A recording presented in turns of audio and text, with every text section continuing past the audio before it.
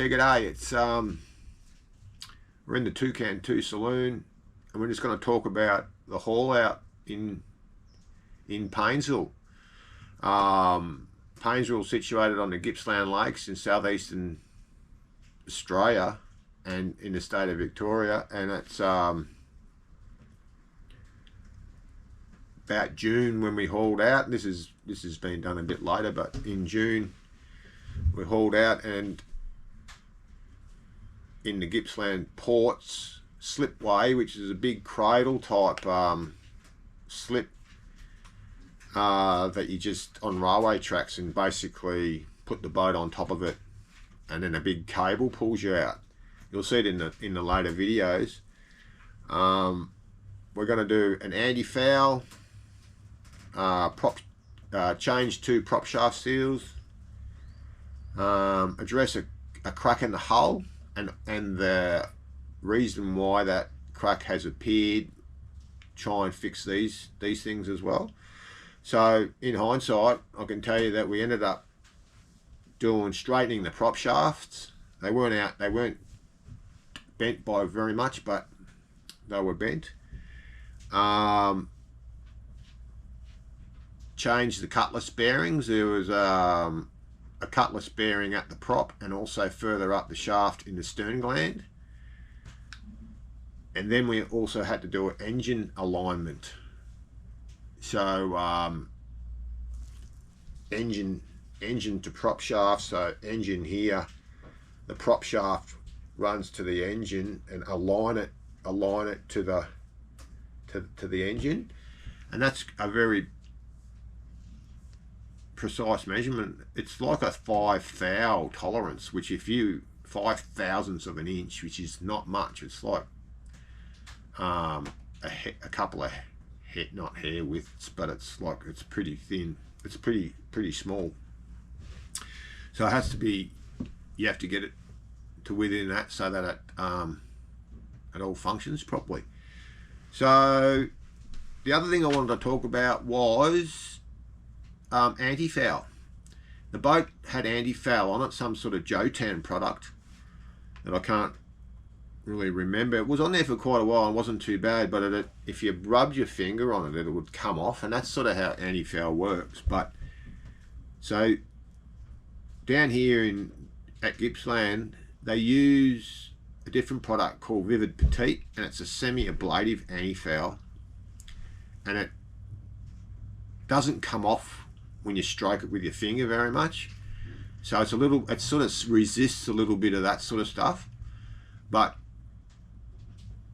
I ended up going with it because I thought that'd be a better way to go, so that along the lines you can go and give it a wash without it all coming off in huge amounts, and you can, you brush your arm up against it, you don't come out with a blue mark on your back.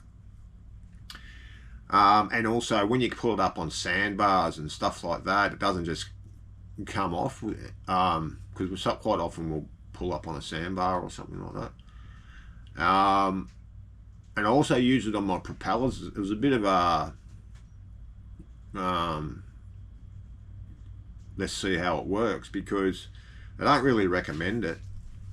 So we cleaned up the props and we painted that with that, and now down the track 6 months, it's still on there, so it's still going all right, and we'll see how it works out after a year or so.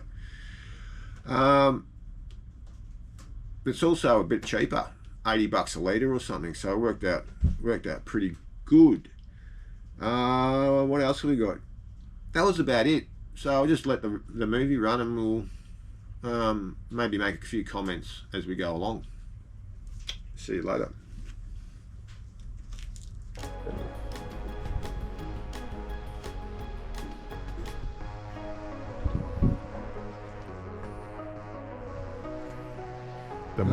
Only top guys work here, Yeah.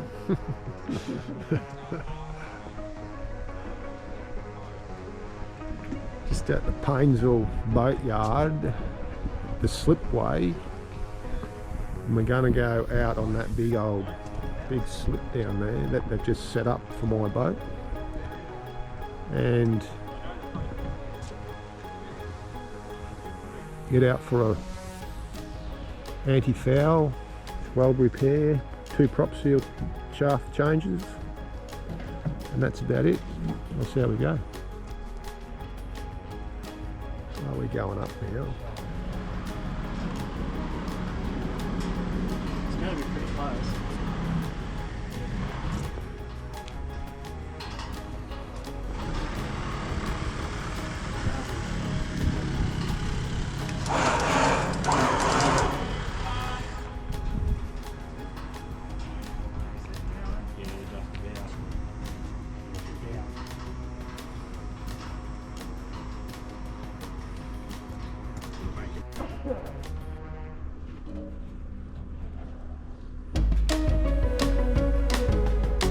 Just tying up the cross ropes on the bows to keep it centre and to stop it falling on its arse as it goes up the incline of the slip.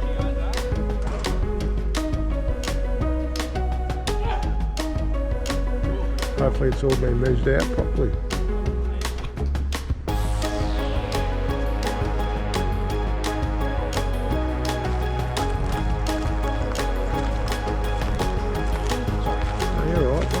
Slide, that's what worries me. As long as it doesn't slide on it, whole thing.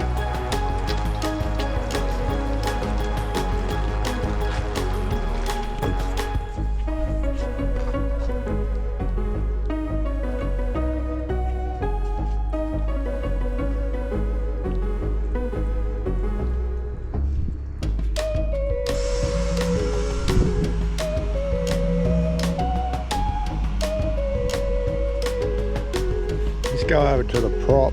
This prop on this side, it's just carpet in it, absolutely carpet in it. No wonder it wasn't performing very well. That just got too cold.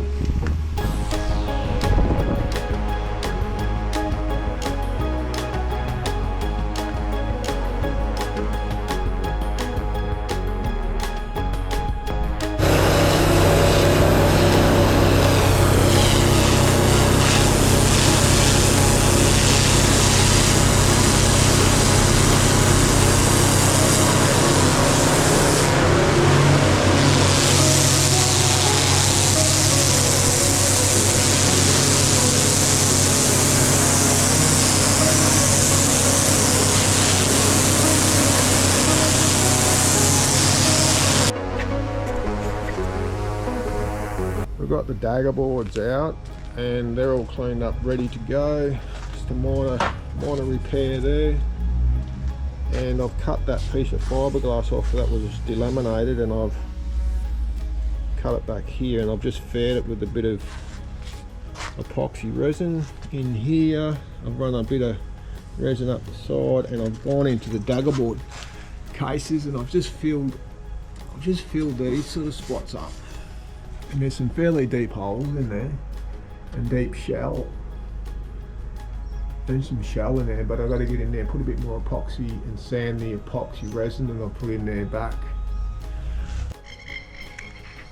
Being positive is the key to this little venture. This is the tool trailer. We're on a Saturday morning, and it is at the Gippsland Boatyards in Paynesville. It's overcast and drizzly. We've had a couple of good days, so this is the workstation under the trailer.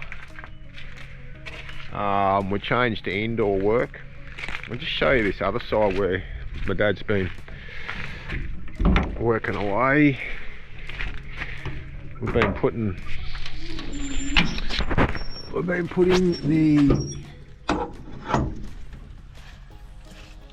feathering props are being anti-fouled with Vivid Petite, and all the bits and pieces of the propeller. It's a semi-hard ablative anti-foul. You can wipe your hand on a finger on it, and it doesn't come off in huge amounts, which is, I think, going to be good. So we got the whole boat covered it yesterday in one day. It was a pretty big day. My dad gave me a hand, and we got a fair bit done. up the, oh, yeah, they're full of water. Up the old Red Rooster is a daggerboard pocket. It's good fun getting up there. And this is the infamous aluminium repair. I've had the heater on it,